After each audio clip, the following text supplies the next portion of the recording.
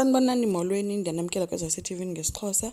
UDeliwe akacaphuka uyavutha ke after uvele phi emxelele uba uZakes umshiye kwanti emophulele nalo funu.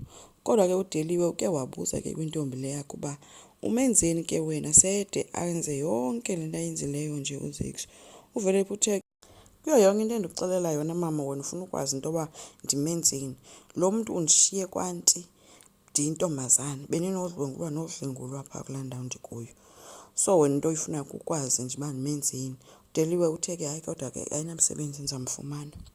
So into ayenzileyo kuDeliwe uphathise umyenakhe ilist yezinto azozithenga zasendlini ezininzi besiye etown mos.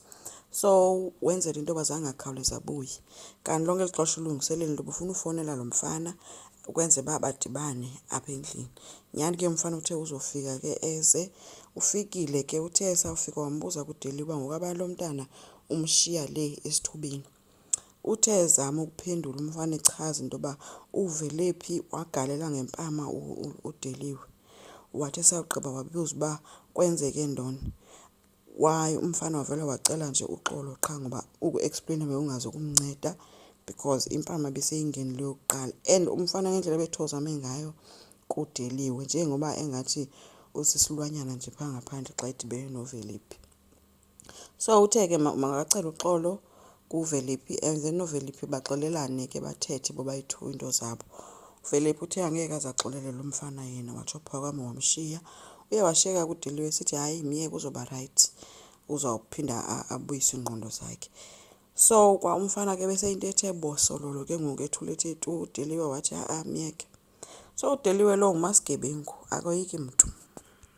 AbakwaDlamini ke bayafika from i-charity event abacaphuki ngokwenza noNomalanga abathe bazopha abantu ichocolate neyogurt kodwa abantu badinga iimilimili nemingqusho nooflawa. Wabe sencedakele ke ugcina at least baye babasave and unjengayo uthe uKwenzo uhlaze isibongo sakwaDlamini.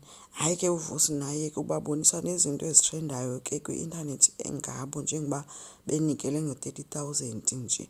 So banabhongo loba amagama wabo ayavela. So ukugcina ke noVusi baye bacelebrate ke i-downfall kaKwenzo. Kuselwa ishampeyini umnandi nje becelebrate behleli babayi-2 ethi ugcina uVusi uzoba yi-next CEO. Ukwenza ke oko ethule ke yena shem into ke idiscusswa nditsho nangabasebenzi. uSibongile ke ixesha beyidiscussa bezithulele nje kamba ude wambuza uThuli uba wenze uright na, wathi umyayi ndi-right akho nto. So uwenzeni netshomi yakhe baxakene ne-maths bathi bazokwenza i-sleep over. Kucele kuphetheni ke eba uSibongile funeka abuye e-penthouse azosebenzela apha endlini. Uba usebenza e-penthouse emini then ebusuku uzobuya azofundisa bona ngoba bona sebembhadela imali yabo yokubafundisa. Uye wafika kuSibongile esithi kuwenzeni akazukwazi ukubafundisa kuba uyosebenza kwaKwenzo kodwa wenzeni umkhumbuzile uba hayi kaloku sesikubhadele thina. So kana choice ke uSibongile funeka ebuyile. uKwenzo ke ushiye uNomalanga endlini yabo busy ke uNomalanga etefela uyise emva kwesi scandal sabo senzileyo. Uthe ke usayolanda uSibongile. Ufikile ke uKwenzo kowabo ezolanda uSibo wabe sesizwa ke emotweni. Uthe ke kuSibongile yena se-ready sibangahamba.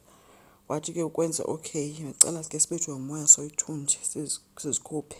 uSibongile uthe hayi kaloku mna ndifuna ukusebenza umsebenzi wami uzondimela apha funeka ndiyoklina endlini yenu. Hayi uKwenzo uthe ndiyakucela masihambe.